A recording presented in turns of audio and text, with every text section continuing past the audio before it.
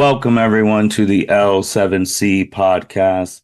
Today, we have a very special episode for you guys. For the first time in a long time, the number one podcast of all time goer, queen of the L7C, Miss Chelsea Myers, is here with us today. How are you doing today? I am doing well. Glad to be back. It's been a long time. It, When you go to Europe for 4 months, time just flies. And so I'm glad to be back. I know it has been a very long time. Last time you were on when NIL first started, you were on that with Sarah and Byron, and then like single episode wise, it's been ages. Yeah. But the world didn't stop. There's a lot of things that have happened, especially in the world of women's sports. So we're just going to dive into all of the different things that have happened and get your thoughts and opinions on them. How does that sound? Sounds good. First, we're entering 2000. We're already in 2024. 2023 ended. How did you feel, just broad generalization of like how sports were portrayed, like from the women's side, like viewership, all of that stuff and I mean, interest? yeah, certainly, we've seen a lot of progress. I think 2023 was really the year of women's sports. But I think there's always room for improvement. One of the things I think is really important when we look at women's sports in particular is that, there are people out there that say people don't care about women's sports. And I think 2023 has truly proved that that's not the case. People do care about women's sports. And we definitely saw what happens when you make women's sports accessible, whether it's ABC or putting games on CBS, whatever that looks like. That age old saying of if you build it, they will come. And I think women's sports from the last year in particular has really shown that. And some things I've seen like on Twitter and just from people talking about women's sports, a lot of people have said yesterday was the day to invest in women's sports. And I think that's a really good statement because all women's sports can continue to do is grow. And I think we're going to see that in through 2024 and beyond. Yeah, because just in 2023, like from Forbes, the media coverage for women's sports nearly tripled in these past 5 years. And I think with the thing that you said, obviously with social media getting bigger and bigger, and that being an avenue for people seeing like, oh, people do care about like women's soccer or women's basketball, and that propelling the big corporations to be like, all right, well, this is gaining traction on the algorithm. Maybe we should invest in it. I just feel like too that especially 2023, there was a lot of stories that were portrayed on ESPN, stuff like that. Obviously, the women's college basketball with Clark and South Carolina and Angel Reese and all of that. The U.S. women's national team is always going to be in the news. Obviously, Simone Biles. Like, I felt like there's just a lot of good stories that were actually portrayed for the mainstream media. Yeah, and I would say, obviously those good stories are great, but I think for every one good story, you still see the media focusing on three bad stories, or Mhm. focusing on the things that aren't going well in women's sports. And I think that's something that needs to change. Certainly, I think that has changed to some degree. And like ESPN and some of your bigger networks are starting to really focus on women's sport and put it on the pedestal that I think it should be. But I do think that there still is progress to be made in terms of how we look at women's sports from a positive, negative perspective. Because, I think it's important when bad things happen that you report about them, that you talk about them, you learn from them. But when that a lot of times is the reason why women's sports are in the media, I think that's problematic. And so, really focusing on what can we pull from women's sports that's positive. I think that should be a focus for a lot of networks moving forward and not fully focusing or solely focusing on, the juicy or negative stories that come out of women's sports. What would be some negative stories that you've seen in the end of 2023 to the beginning of 2024 in regards to women's sports? I think there was a report or a study that was done about the US women's national team and the amount Hmm. of abuse, or really the World Cup in general. So all of the teams, and the amount of online abuse that they received. And I think that, is important that that was brought to light, but it just goes to show how much negativity those players experience. And I think part of that is with the US women's national team in particular, their fight for equal pay, their strong stance on certain issues. Megan Rapinoe is a good example of that. Their desire to fight for basic human rights. And there are groups of people out there that don't appreciate that.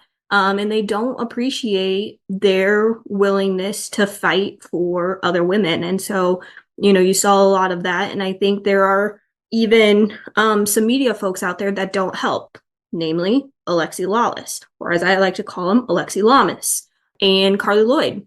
She was added to commentary for the Women's World Cup this year, Hmm.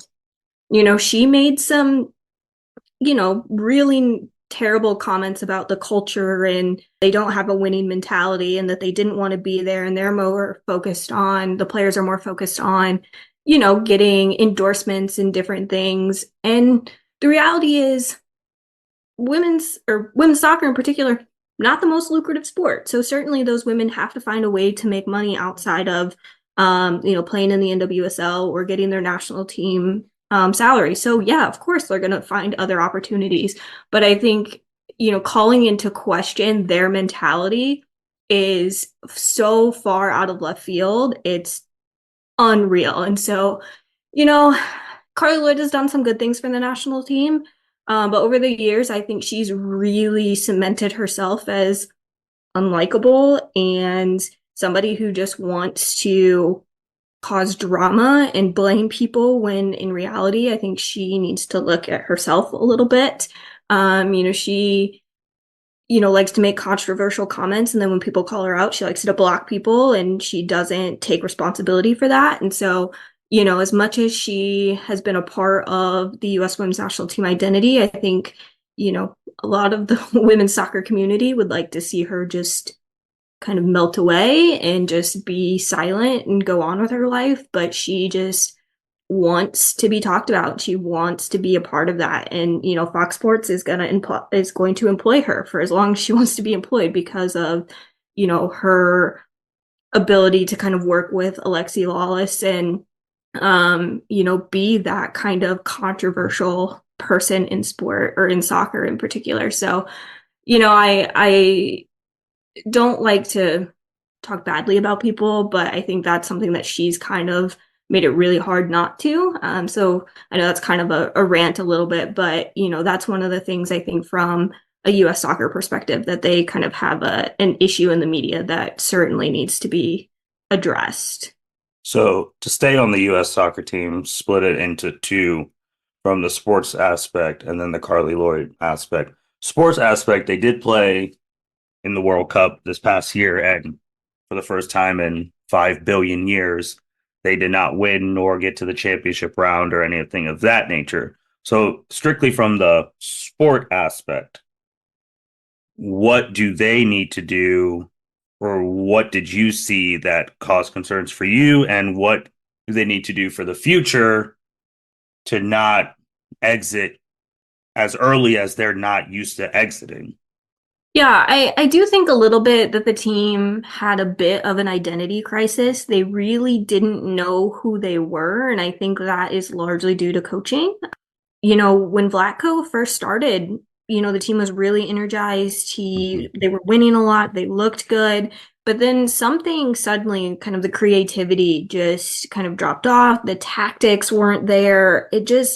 Something just was not complete. And I think part of that is holding on to veterans, right? Your Alex Morgans, your Megan Rapinoes, Mhm. some of those players, they're iconic and I love them and they've been great for the team. But you also have to wonder, was it the right decision to bring them on the roster? Love Megan Rapinoe. She did not have a good World Cup, Yeah. period. I give her a lot of credit. She understood her role. She understood that she was going to be coming off the bench. She was going to be kind of that super sub. Not that that really came to fruition, so to speak, but I give her a lot of credit because she knew she wasn't going to be in that starting 11. There have been other players in the past who have not taken to that idea so kindly, aka Carly Lloyd. And so I think her ability to compartmentalize and do that was a big thing. However, I think maybe there should have been a question about whether or not they truly should have been on the roster.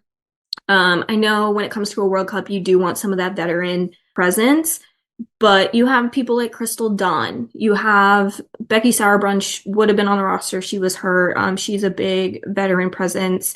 Alex Morgan just hasn't been super productive. You have Alyssa Nair. She's a veteran. Even Rose Lavelle, Lindsey Horan, they're young players, but they're veterans. And so you had a lot of that veteran presence.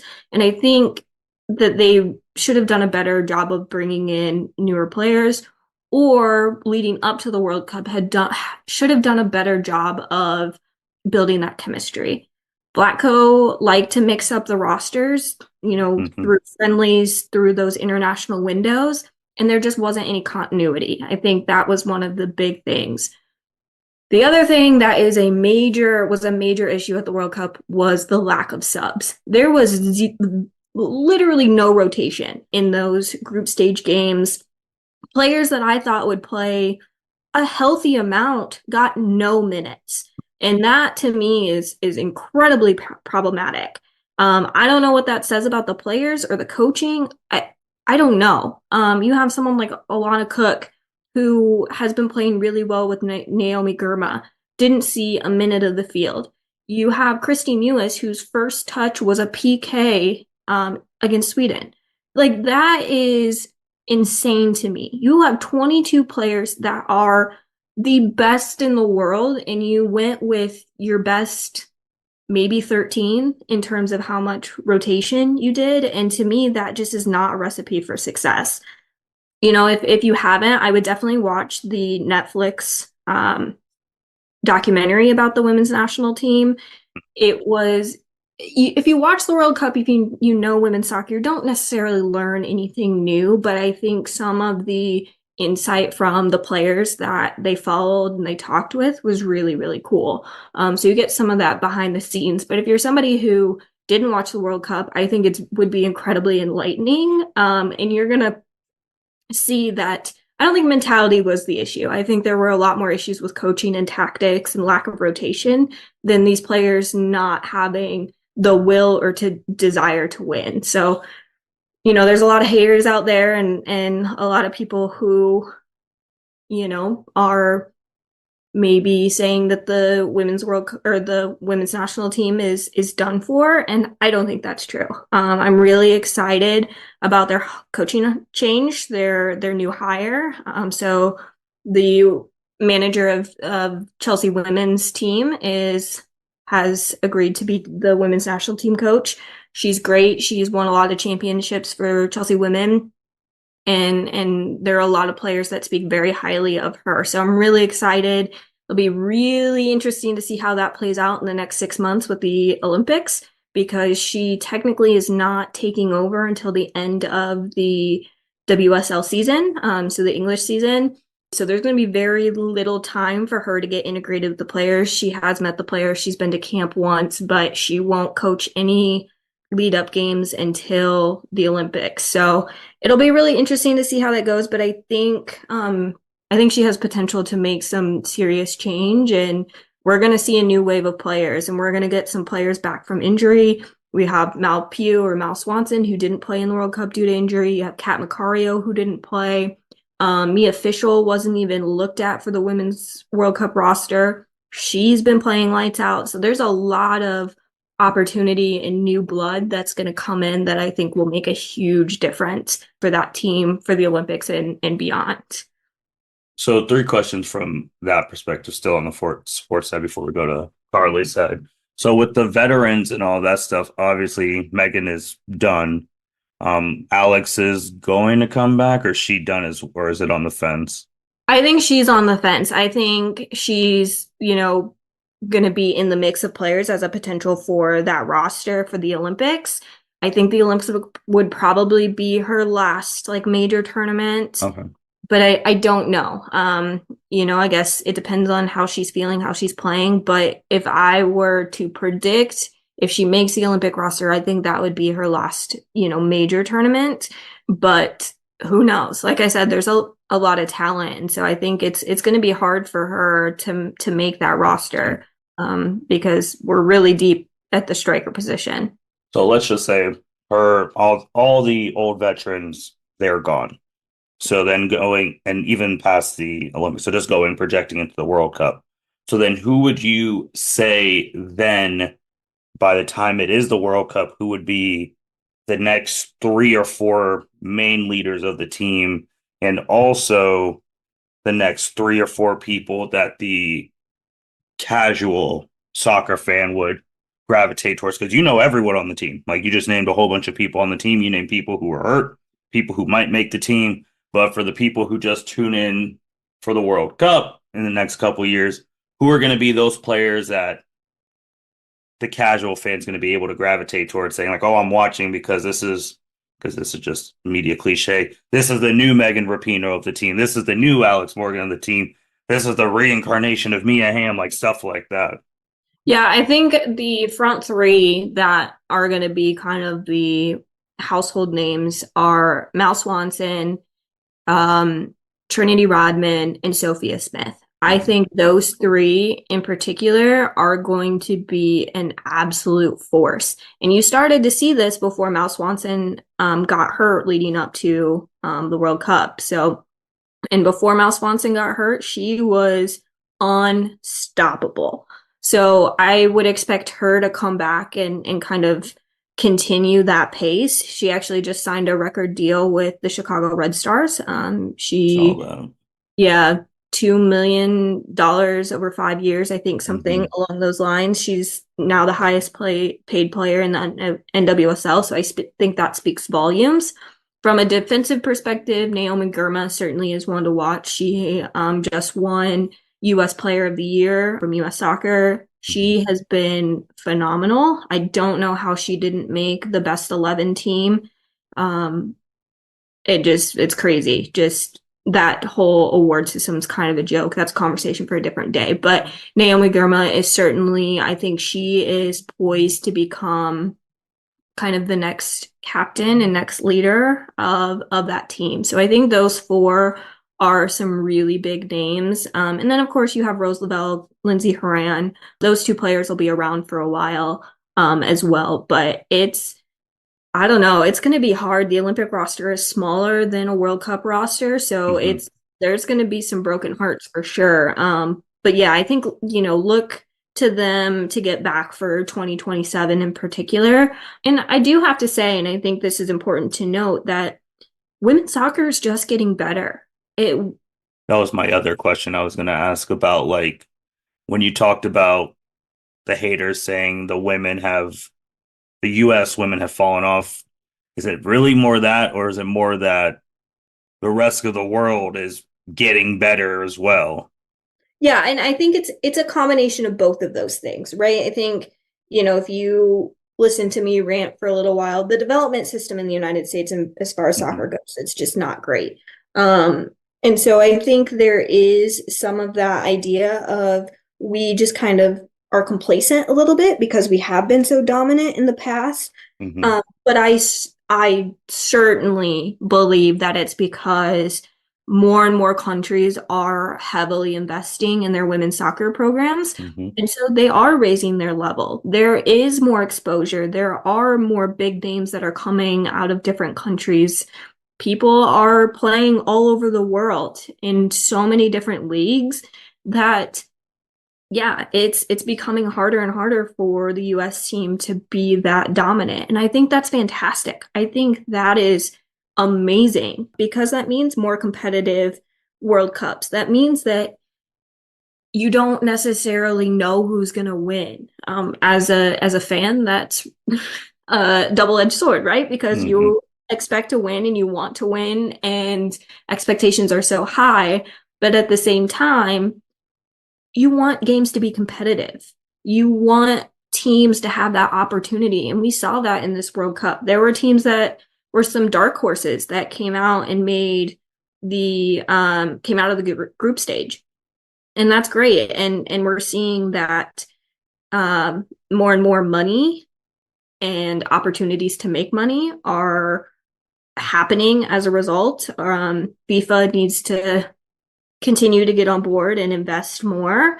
But I do think that it's really great for the game of soccer. I would also throw the fact too that like a lot of these women across the world who obviously they love soccer, they're playing soccer. They've watched all these USA women be dominant for the past 20 years, really. So it's like, and then when you play against the US women's team, you're playing probably against your favorite player. Like, so you're already amped up for that. And you're like, you're playing against the team that's been so dominant for the past 2, 3 decades that it's like, USA is always getting another team's best shot, especially the USA women's team. So it's like, now that they know that and they've known it, but now it's like they're the reason that everyone in the world is getting better. So, Yeah. like you said, double-edged sword there because you want your team to win, but you're happy that competition's getting better. Yeah. Yeah. And I would equate that to similar situations like Serena Williams and Simone Biles, right? Mm-hmm. Simone is competing against, gymnasts who were 5, 6, 7 years old, idolizing her, and now Mm-hmm. they're teammates and could make the national team together. And I think, that's just incredible for women's sports in general, that there is that sort of parity and that ability to have those role models, but also how great is it to beat somebody that you've looked up to, Yep. right? You've met that expectation and now you're exceeding it. And that's something that truly I think is maybe a little bit unique to women's sports, right? I don't feel like we talk about men's sports in the same way as we do women's sports. And I don't know if that's due to longevity of women's sports or what it is, but yeah, certainly those expectations and that desire to exceed and surpass some of the greats is something that I think is really cool for soccer and other sports as well. So then on the other side, Miss Lloyd, who obviously played on this team, won championships with this team, and has now she works as an analyst for Fox Sports, right? And she's had her comments about the team. People have commented back about her stuff. I see that her most recent thing that she talked about was her quote was the way you silence your critics is by your performance. So my thing with her, obviously she played with a lot of these women. Is it more her going into that sports talking persona that you need to have to succeed now in that field? Or did she have like any valid points about the team, or was she just being way too controversial? Well, I do want to put some context to that quote. So that quote in particular was in response to that study I talked about earlier with Mm-hmm. the abuse. And so I think there's an important distinction to make here because regardless if the US women's national team had won the World Cup, they would have still been victims of that same abuse. Because if you Mm-hmm. look at that report, it's homophobia, it's racism, it's transphobia, some of those other you know, isms, right, that we talk about or see. And so I don't think winning the World Cup would have changed that.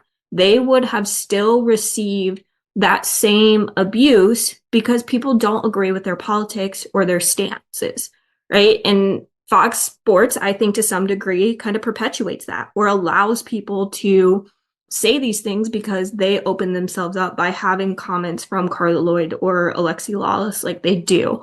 So I don't necessarily agree with her in the sense of the context of that quote.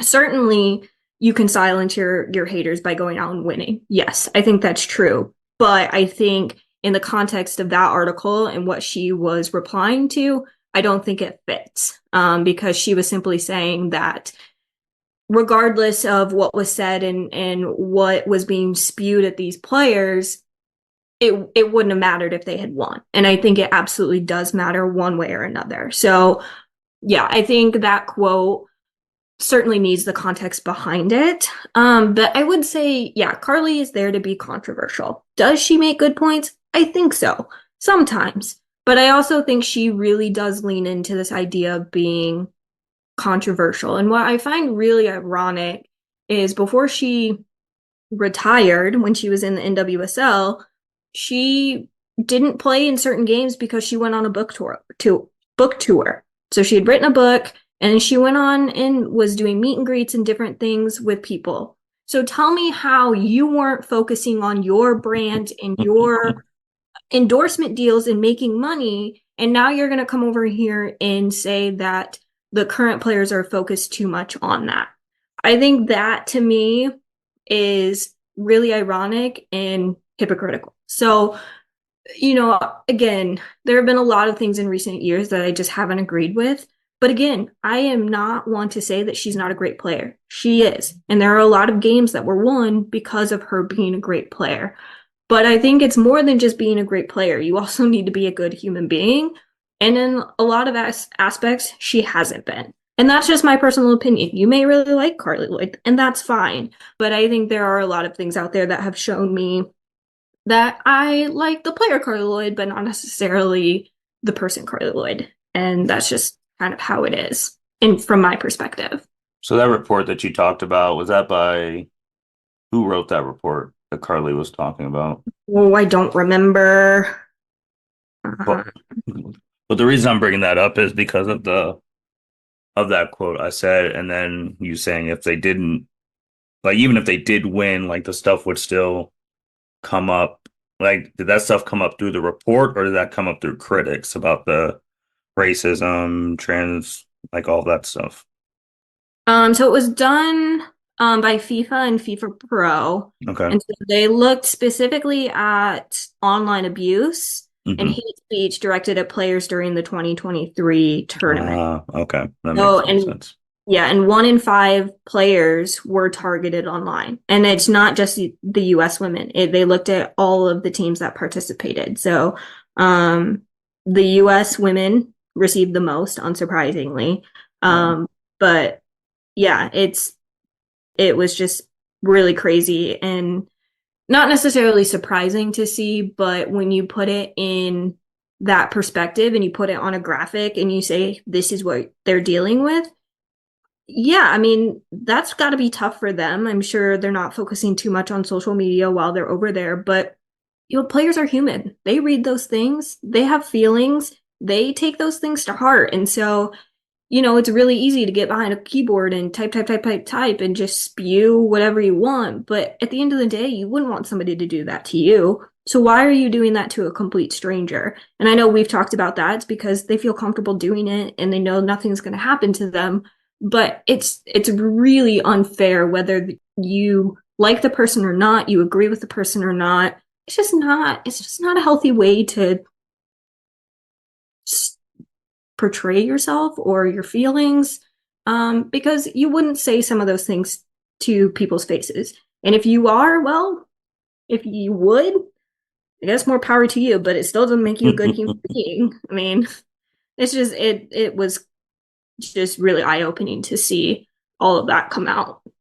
My only question with that survey, to Carly's, I'm not saying her defense, but to her point, that I would have wanted to see that survey, like the statistics in a year that the U.S. women won the World Cup. That'd be my only thing, because when you said the winning thing, I for listening context, because men's sports wise, I mean, you hear the thing, winning cures all things. Like you could be a terrible human being, you can be charged for 22 sexual assault, whatever, and still get paid 340 million fully guaranteed. So that was the only thing I was just thinking, the fact that, like, I don't feel like that is the same for any And woman athlete. I would say it part of it is there was a major shift from, so if you look at the 2015 winning team Hmm. compared to 2019 and 2023, Hmm. from 2015 to 2023, In 2019, this was kind of going on, but there was a very distinct shift in the way that the players acted or spoke out about certain things. Yeah. Um, Megan Rapinoe was the first non-Black athlete to kneel for the national anthem, and she received a ton of backlash for that. Hmm. And Carly Lloyd has been, publicly has stated that she thought that that was a distraction and that she wouldn't do it and all of these things. So I think it would be interesting to see the difference from 2015, 2019, and 2023, because 2015, I would suspect that the amount of abuse would be quite low. And Was I Hope think Solo still on that team? Or is she 2015, out? yes, she Okay. was. And I think that would be true whether or not they had won. 2019 might have been kind of the uptick of some of that abuse, but I think equal pay and them just being more outspoken really was the catalyst for what they received in 2023. I mean, Megan Rapinoe specifically said in 2019 she would not go to the White House if Yeah. invited because of Yeah. who, yeah.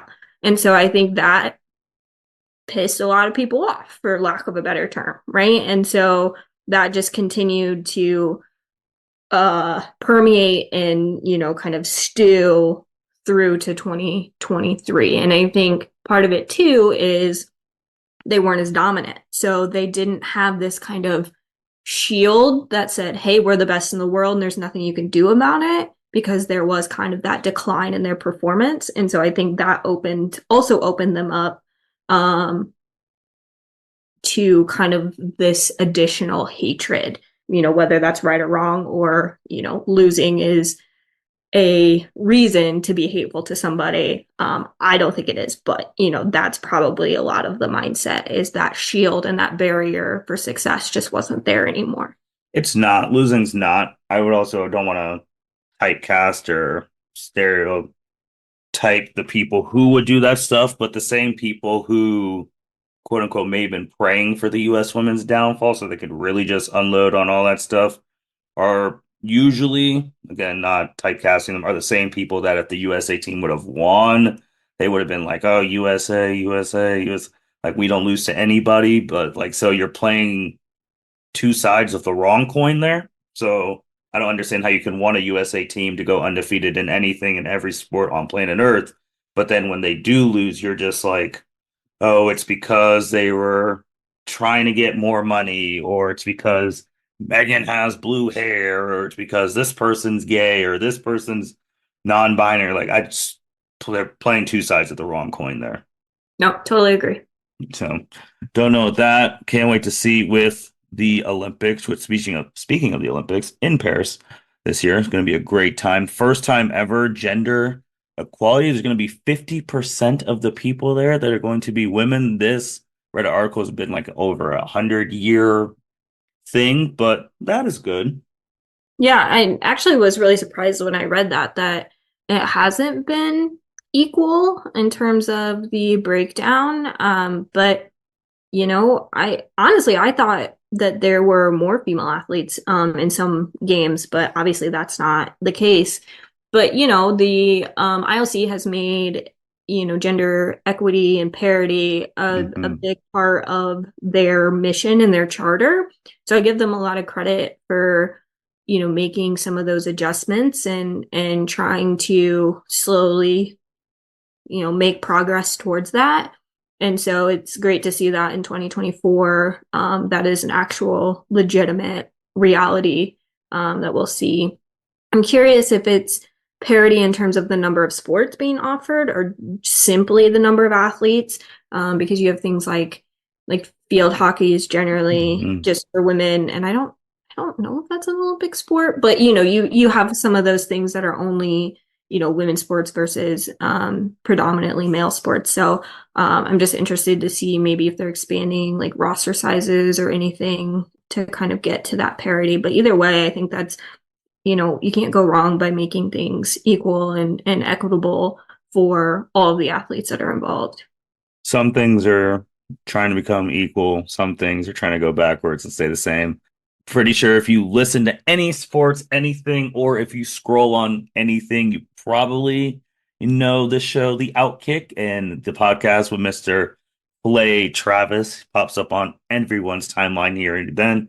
So this age-old thing, which is kind of got annoying. Obviously, Las Vegas Aces, WNBA team, and back-to-back champs.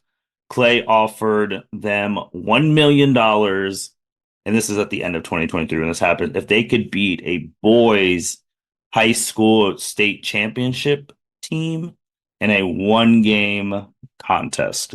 So, Chelsea, this stuff is old stuff. It's been, people have talked about this stuff before, obviously, but I don't, one, these type of things never happen. Like they're never going to play, but I don't understand why these become talking points of a professional team playing against a high school team. And just because the professional team is the women's team, a lot of people really think the high school team would smoke the professional team, which I think is kind of crazy. But what Well, do I you? mean, this all started with the women's national team and this whole rumor about U15 team beating them. If you talk to any of the players that were there, yes, they did train with a U15 boys team, but they were just messing around. It wasn't a legitimate scrimmage. It was just them kind of having some fun at the end of practice. So that's where all of this stemmed from. And then, yeah, the Las Vegas Aces and this whole thing. Like, I don't understand why men think that just because it's a woman that they inherently are better than them. Like, so I saw a TikTok the other day of a track runner who was doing a workout and some guy challenged her to a 400-meter race. Apparently he brought his parents and his friends to watch this race. He's not a runner. He's not like a track athlete, nothing. And so he challenges this girl to run a 400. So she says, okay, whatever. And so they film this and her running, and she, on the TikTok, she was narrating the whole thing. Yeah, I And saw so, that. yeah, so she basically is like, I stayed with him for 200 meters and then I just blew him out of the water. Like, I don't understand why they think that somebody who trains and does this for a living is not going to be good at what they do. A male 400 runner, okay, probably going to be better than a female 400 runner. Like it just biologically, okay, yeah. But like if you're somebody who just doesn't run, I don't know where you think that you're going to beat them. The confidence of mediocre men is just insane to me. Like just absolutely ridiculous. Serena dealt with it, right? Men saying that they could win against her, it's crazy to me. Like these are professional athletes for a reason. You've seen, some WNBA players go one on one again against men who think that they can beat them, and they smoke them every time. So a high school team is not going to beat the Aces. Like that's just not a thing. And I don't know why media think that the Aces need to prove themselves against a high school team. Like that doesn't do anybody any good. Nobody at all, ever. And so yeah, it's just annoying when these stories continue to pop up and, trying to put money and entice somebody to quote unquote take the bait is just ridiculous. I would think one with the track one, and I do think with track and running track all through high school and all this stuff, that is the most unsexist sport you can do that stuff is because the numbers and times don't lie. They really don't.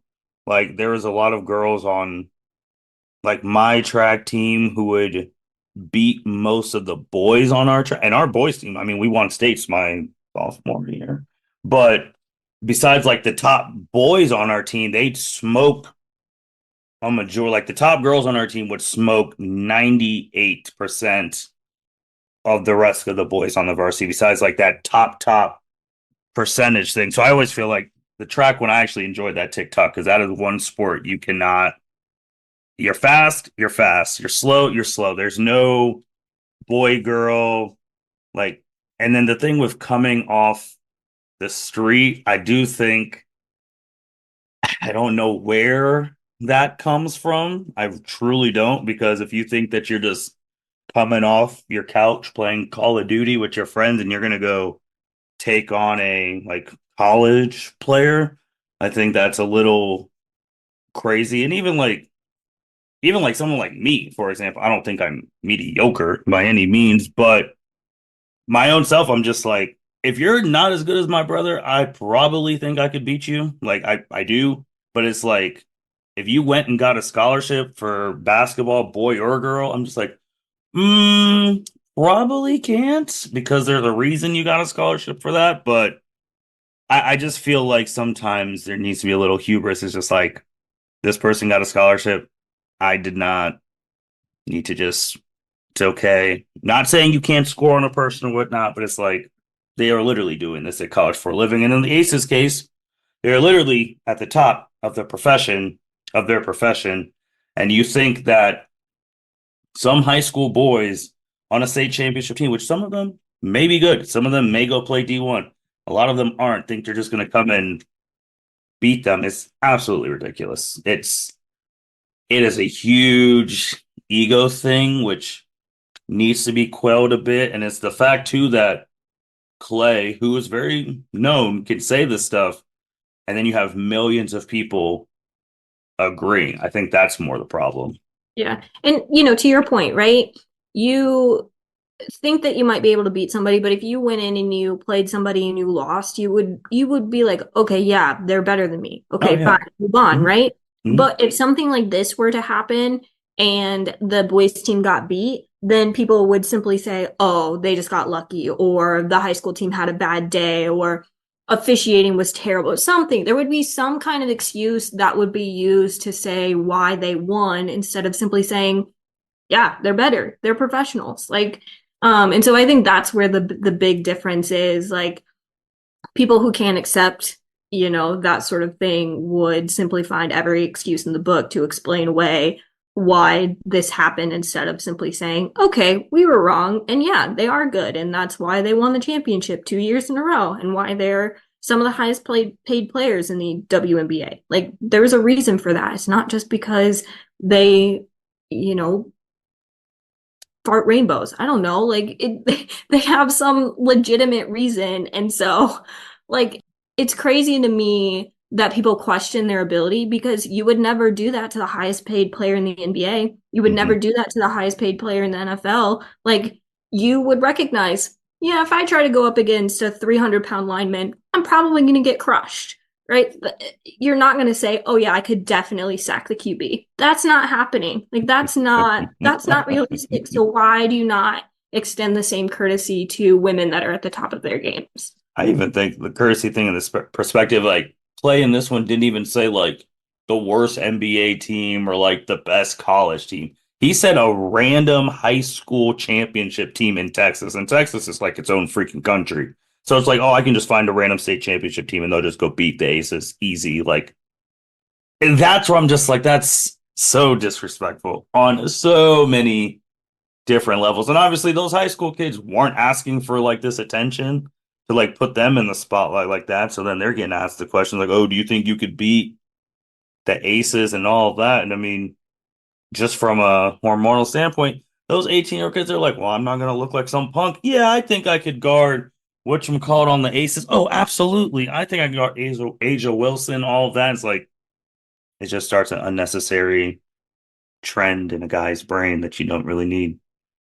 But yeah, it's again, it goes back to this, thing media and people in the media want to be controversial and it got clicks and it got a conversation started, good, bad, or ugly. But yeah, it's ridiculous. I mean, it got to a point where bet online, they had betting odds on who would win this game. And if you could bet real dollars on it, which is kind of crazy that he would, and then his response is like, well, if the WNBA champion wins, they get a extra $1 million and they definitely need the money, stuff like that. So I think that is wild. I will say money wise, major women's sports are going to cross the 1 billion threshold in 2024, which is good. That's fantastic. Still Ways to go, but I still think that's really good. Your favorite thing on planet Earth, the NCAA announcing their new deal. I mean, I just know you love the NCAA, the $920 million deal with ESPN, which includes the women's Final Four. Because I mean, the women's Final Four, the one that just happened, broke records. The national championship was watched by 10 million people. The semifinals, 5.5, early semifinals, 30. Like, it broke a whole bunch of records. So now they're getting some, hopefully, piece of the pie with the NCAA tournament. I know your very first podcast ages ago, they didn't even call, like, they were like, oh, the women's Final Four is just a separate Final Four. If you guys remember that one, that's when Sabrina, who's now in the WNBA, star in the WNBA, was on Oregon at the time, posting the video from their accommodations, and it was god awful. And they've upgraded, which is kind of crazy how that many years have passed since then. But hopefully, they get more of the pie, the women in the Yeah, NCAA.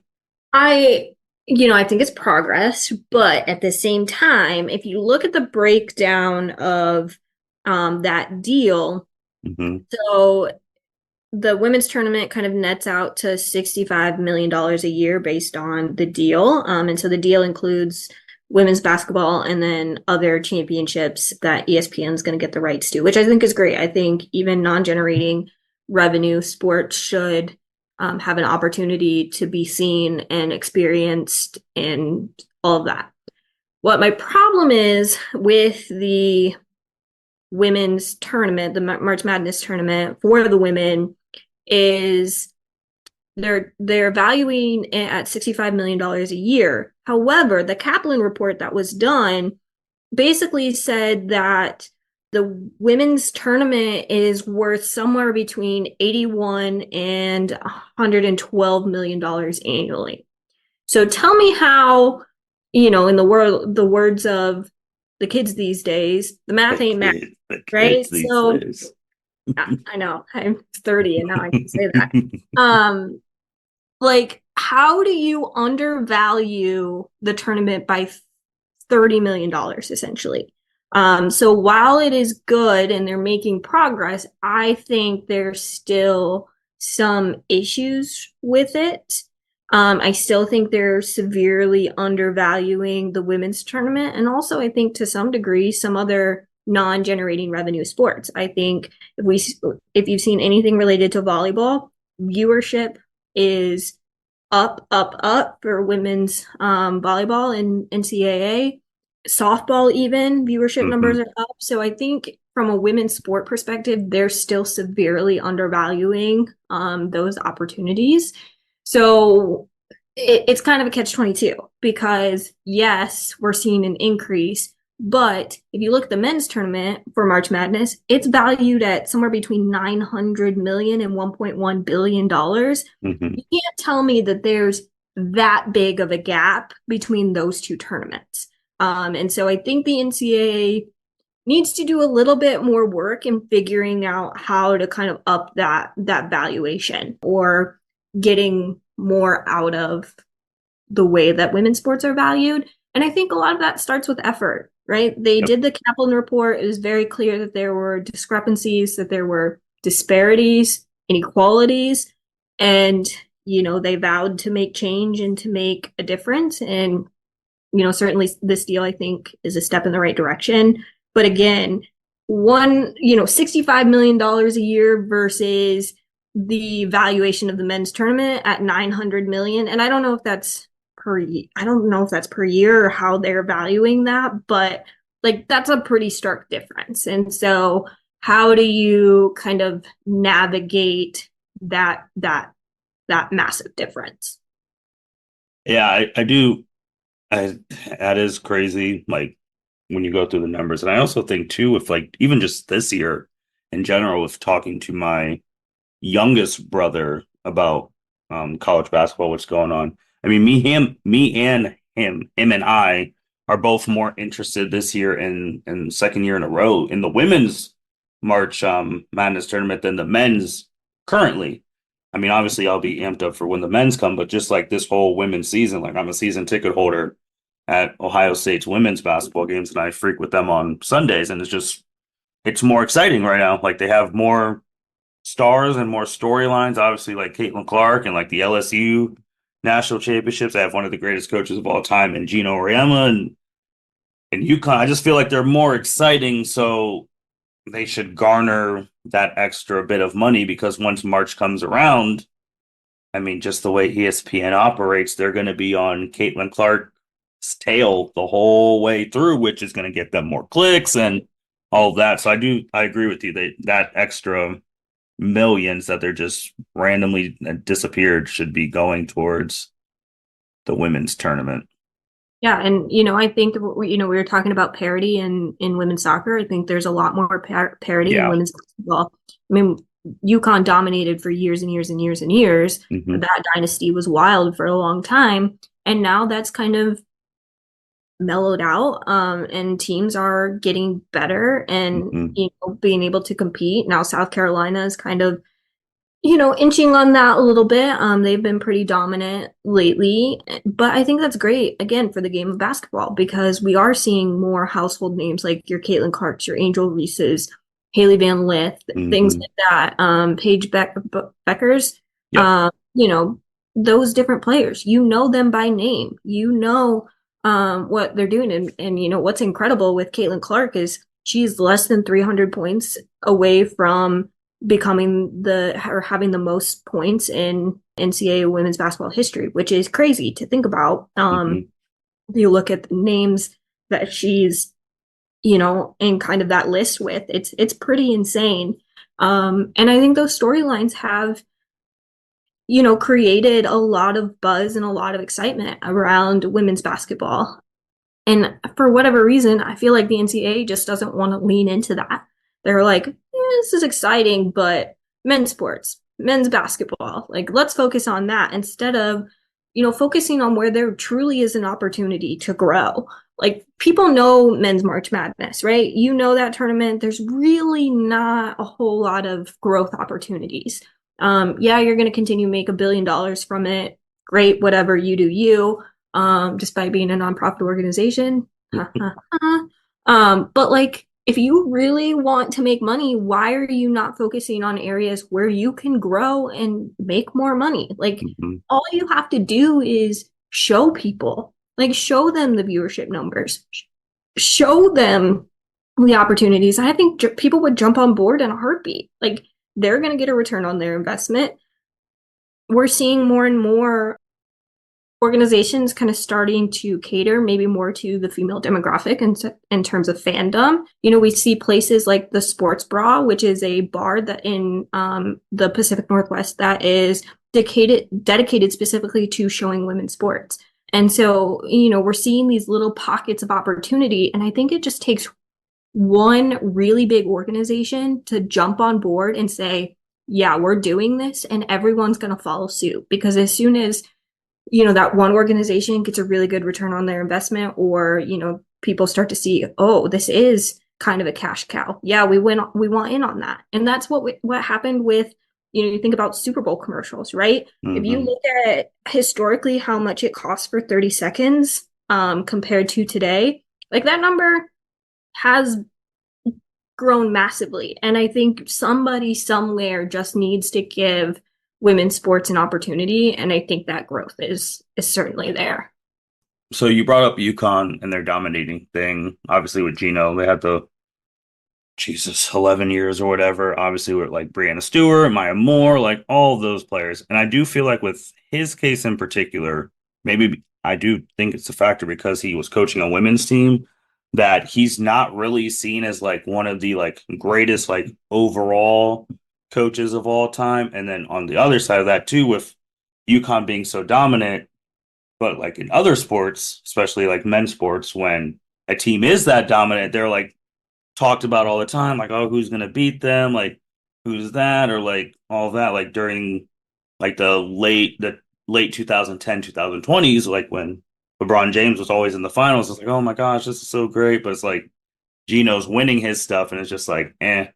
And then in terms of nonprofit women's sports, who I've talked about, and shout out to Sarah Bogan, like a coach like KJ Kindler. like the Oklahoma women's gymnastics coach who, if you just took her name, the age old, made her name blank, picture blank, and then you just read this resume off like, oh, this coach is a 15-time Big 10, Big 12 coach of the year. He's like 6-time national champion. You're like, you would think, oh, that's great. And then you put her name on it, you're just like, oh, it's just women's gymnastics. Even though I think those coaches really need to be celebrated and thrown into like the overall best coaches of all time. Is really just not Bill Belichick and like Nick Saban. There's a whole bunch of other coaches in women's sports who are considered. Even, Stanford's women's basketball coach, she is the winningest coach Mm-hmm. in all of college basketball, and you still don't really hear her name brought up much. Nope. And again, kind of to that point, same example, like if you were to look at her resume, you would think, yeah, this is somebody who is one of the greatest coaches ever, but then you know see The that it picture and the name. Yeah. yeah, and women's basketball and what she coaches, and then you're like, oh, that's not as impressive, when in reality it obviously is. And to have that sustainability and be able to coach for as long as she has, like that's not Mm-hmm. something that happens every day. And I think we're going to see that less and less over, the course of the years, because there's so much emphasis on winning, and we just don't see kind of that long term and that longevity with coaches, because that pressure is so much higher than maybe what it used to be. The coaching carousel wasn't as much of a thing, back in the day. Agree.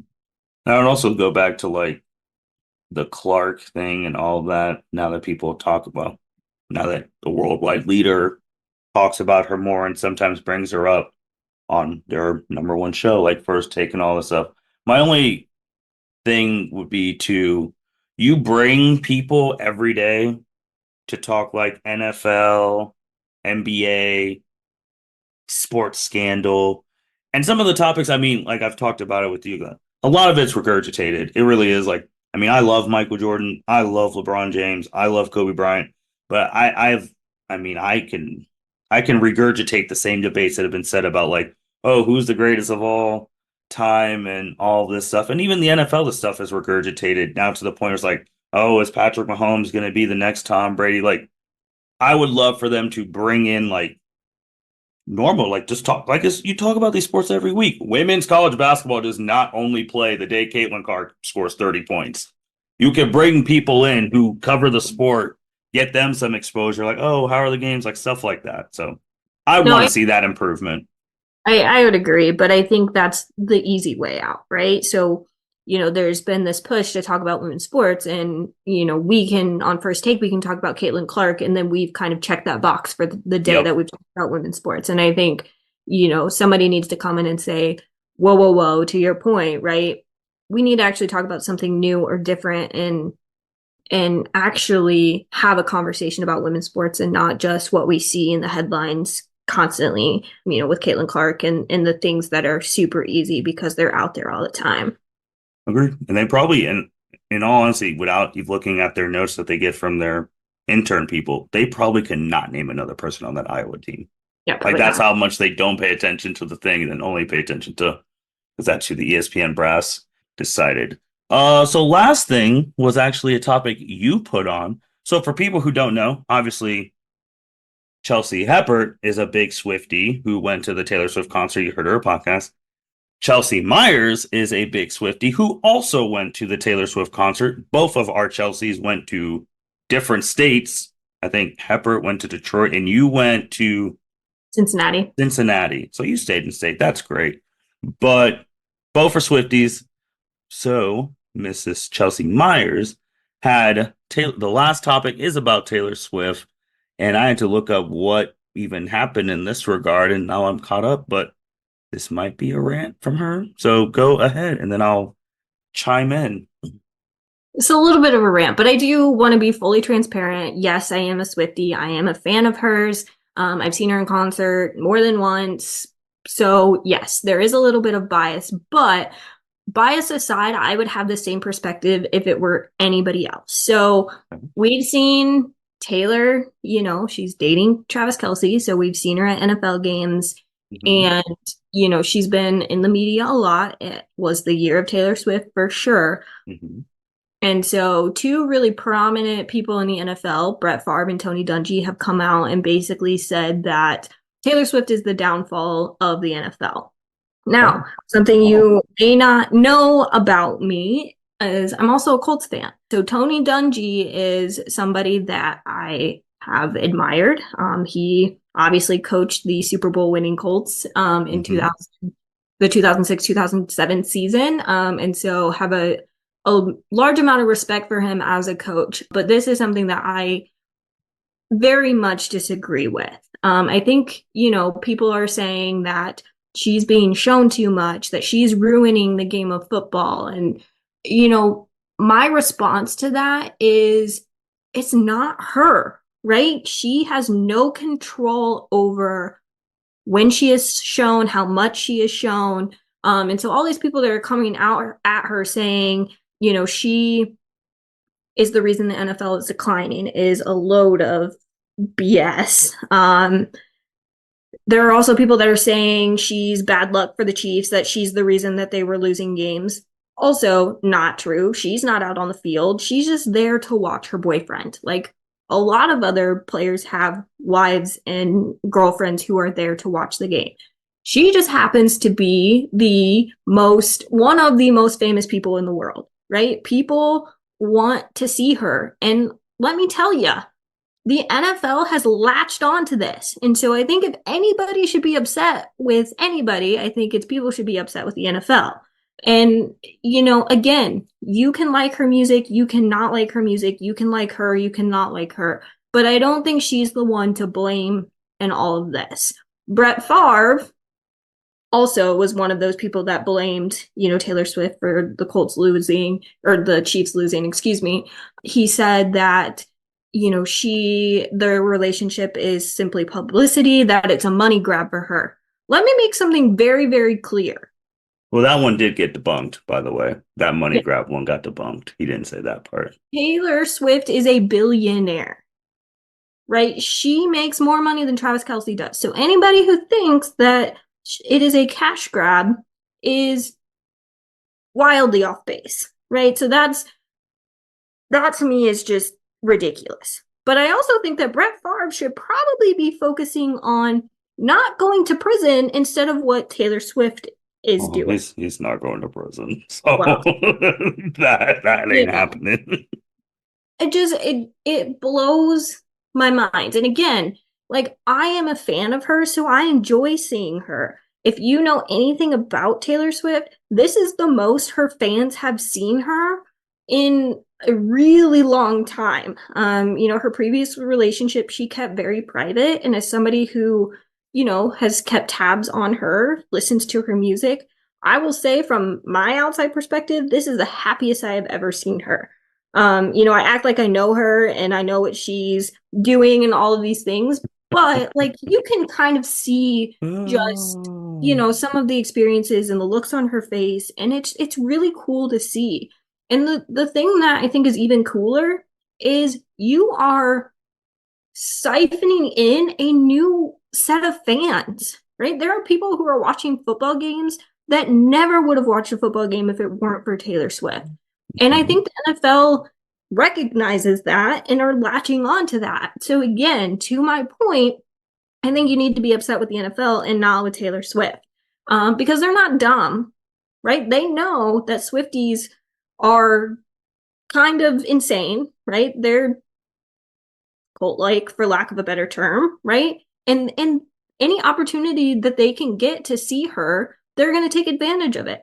I'll tell you, I've watched more Chiefs games this year than I have in a really long time, simply because I wanted to see Taylor Swift, and I will be the first to admit that. But to say she is disenchanting, as Tony Dungy said, or that she is to blame for losses and other things, I think that's just wildly inaccurate. Anything else?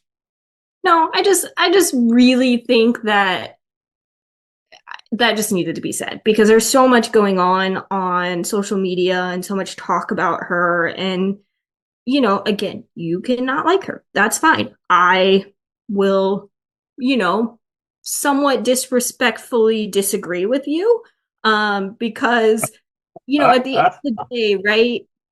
You may not like her music, but she is pretty talented. If you look at her music and her ability to write songs, it is a talent that I think is really unmatched. And again, even if you don't like her music, if you read some of her lyrics, and I'm not talking Shake It Off or 22 or some of those songs that if you look at things on like Folklore, Evermore, even some of her newer stuff on Midnights, like there is some real craft in what she does. And I think that should be at a minimum respected. Again, you don't have to like her, you don't have to listen to her music, but I think if you look at her career over the last 20 years, that's incredible in and of itself. Not many artists can say that they've had that long of a career, and she just keeps kind of reinventing herself. And so I will be the first one to defend her to the end of time. But I just think that this whole NFL thing is blown out of proportion. She's there to watch a game, and she just happens to be shown a million times. And I will add, so I guess I wasn't done, but I will add, if you watch the Lions game, Eminem was shown a ton of times on that broadcast, and nobody on social media said a darn thing about it. And what's the difference? You can read between the lines. So I don't know why people are upset is the moral of this whole kind of spiel. Okay. Man, I don't even know where to start. Well, I guess we'll start with the first thing. So, Tony, Coach Dungy, I guess I'll work my way from the beginning from what she said. So, the first thing you brought up was Tony about Taylor Swift being a distraction from the sport. And he's not the first person to say something like that. He won't be the last. And I would say, with your thing that you said about the NFL thing, I'm obvious. I am, well, it's not obvious. I'm not a Swiftie. There are obviously songs that I do like of Taylor Swift's, but like the only reason that I don't even say that my household owns any of the albums is because my wife buys them, or I make the playlist off of Apple Music for my wife.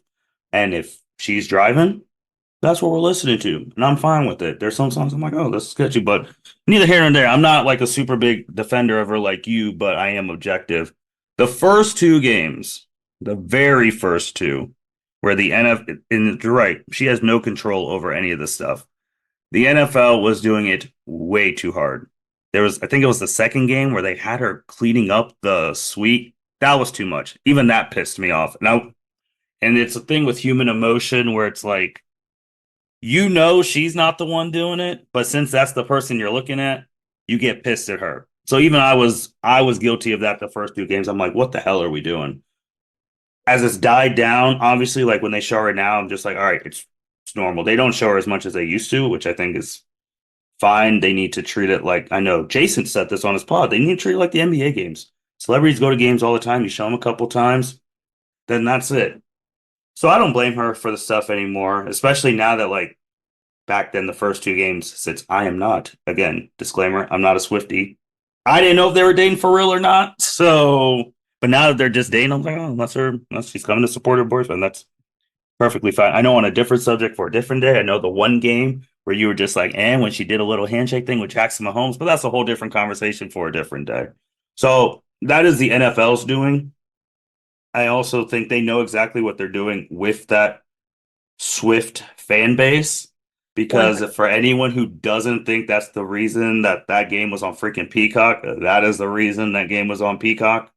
Because Swiftie fans are going to pay the $5.99 to see her. Which she did come in a very nice Travis. I actually did like that jacket. I do feel like I just don't feel like any of it is her fault at all.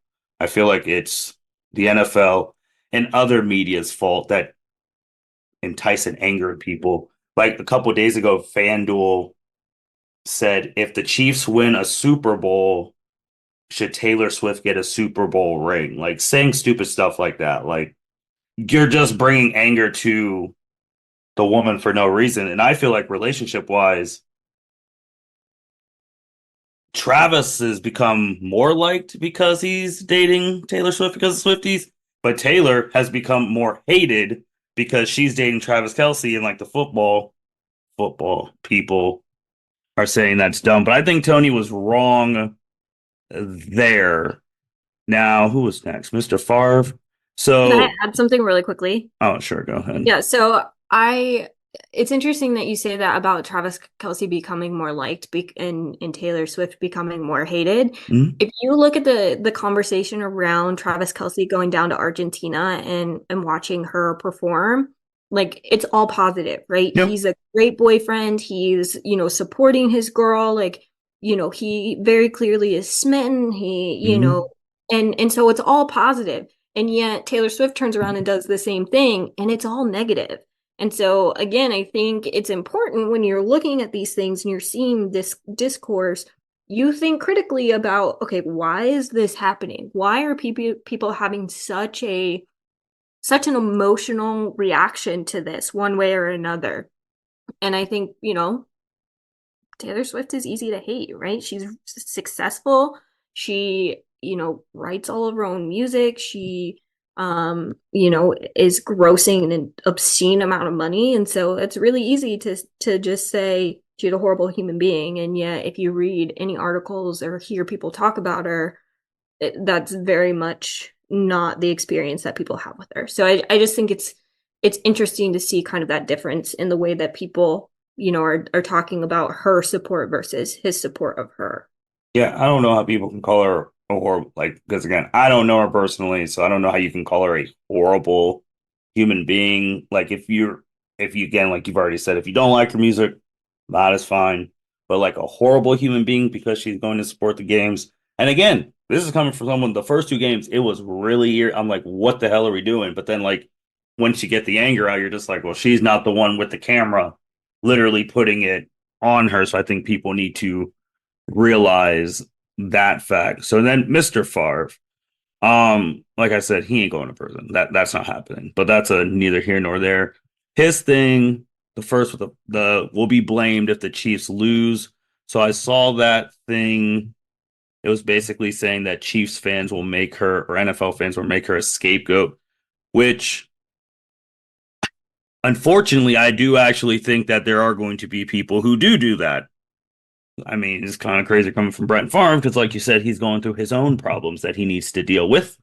But I think with that, I think people need to think like this isn't middle school where a guy is trying to impress a girl and then he doesn't catch a pass because the girl's right there in the middle school stands.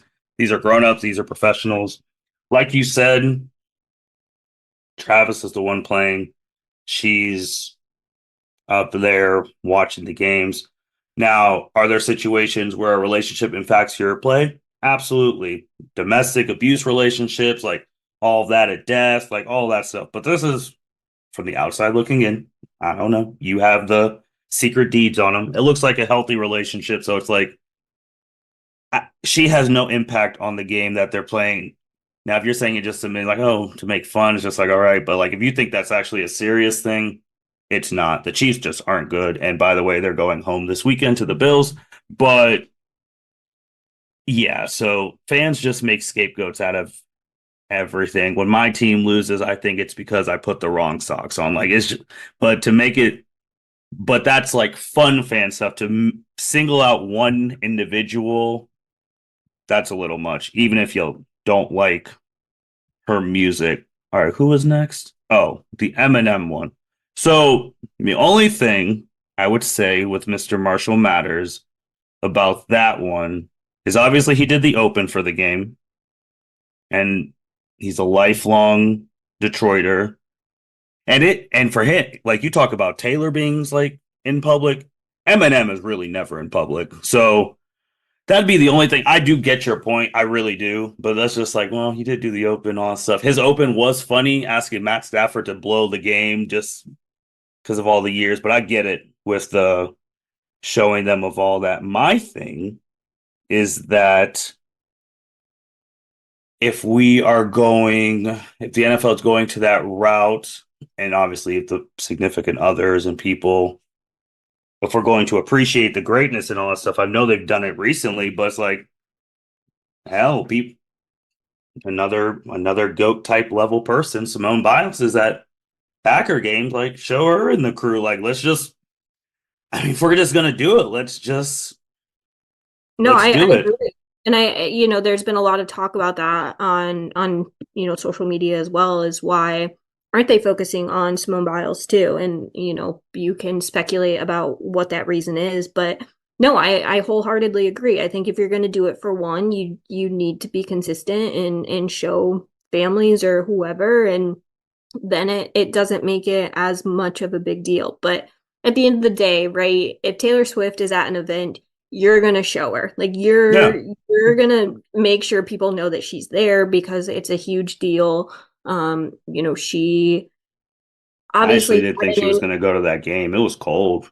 She yeah, did I give mean, a great meme. That meme is great. yeah, she's had an incredible year, and Hmm. in the past, I don't think we would have seen her. I think this is just something that's been very new in recent years, and I think people appreciate that from a fan perspective. And again, this is, I think, from a fan perspective, the happiest that we Swifties have seen her, and I think that's refreshing for us. But yeah, I think the NFL has certainly taken it too far at times, but again, they knew what they were doing, Oh yeah. and I think it was smart marketing, and my students and I talked about this for a long time, and to your point, and I understand the frustration the first two games. Yeah, it was a lot, and even my students were like, okay, we're over it, and It people was were the like, trash. It was her picking up the trash. We that was yeah. unnecessary. And they're like, we're over talking about them. And I think the NFL kind of started to realize that, but they Hmm. also want to keep that fan base interested. And so that's kind of they're trying to find that balance. But their next step is partnering with Kristen Juszczyk, and finding a way to get good merchandise created for women, because it's not great, and it's not what women want. And you saw the reaction to her jacket, and It's a good you know jacket. yeah, I mean, Kristen's Instagram has she's gained over 500,000 followers in a matter of days because of what she created, and that's the Taylor Swift effect. And so I think the NFL would be smart to find a way to partner with her and figure out how they can continue to grow and cater to the female fan base um, that's there now. I mean, obviously there have been fans there before, but I think they're starting to realize from a marketing perspective that, oh, yeah, like these people are here and they spend money just like men do, and how do we keep them, Oh. engaged and part of the NFL brand, and to buy tickets and all of that stuff. And I think this has really shown that there's opportunity for that.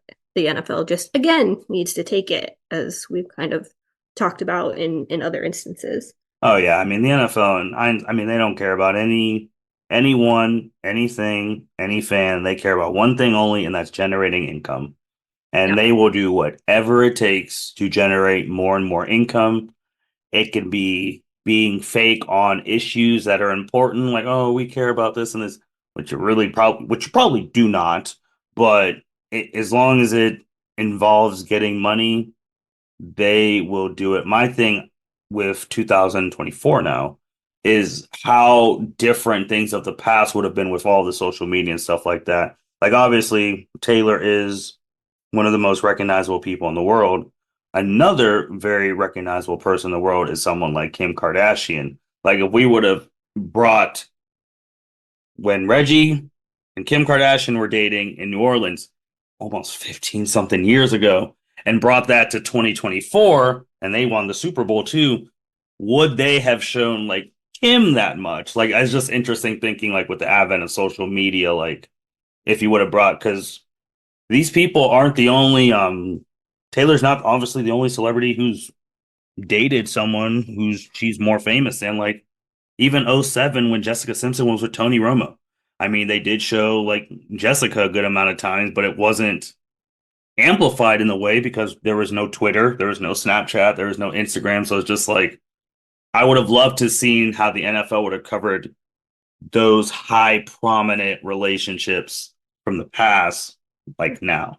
Well, and I think you might have an opportunity for that with Kim Kardashian since Skims became the official underwear apparel of the NBA.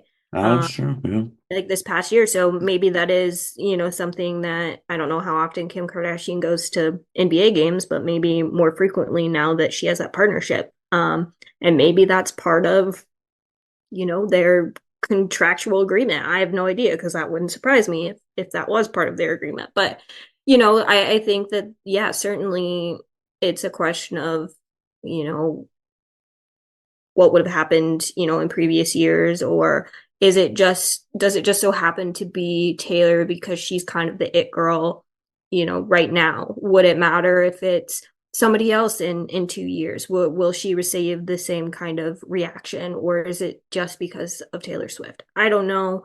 But yeah, I don't think this is the first time that something like this is gonna, or I don't think this is the first time, and I certainly don't think it's gonna be the last time that something like this happens. But I think it's incredibly amplified right now, just given the status of Taylor Swift and everything that she's done over the course of the year with her tour and everything else. She's just somebody that people want to talk about. And, Mhm. this kind of just came out of nowhere, so to speak. And you see these things happen, and you latch on and you ride the wave as long as you possibly can. And it'll be interesting to see what the NFL does next year, or how this is approached next year, assuming that they stay together that long. Who knows? Obviously, they're human beings and relationships don't always work Mhm. out, so they might not. But, I think there's a lot of promise. But it'll be interesting to see how that's handled moving forward, because it's not new. It won't be new anymore at that point. It'll be kind of status quo. But again, I think the NFL knows that if they continue to kind of toe that line, they're going to get the viewership because Swifties want to catch a glimpse. Yeah.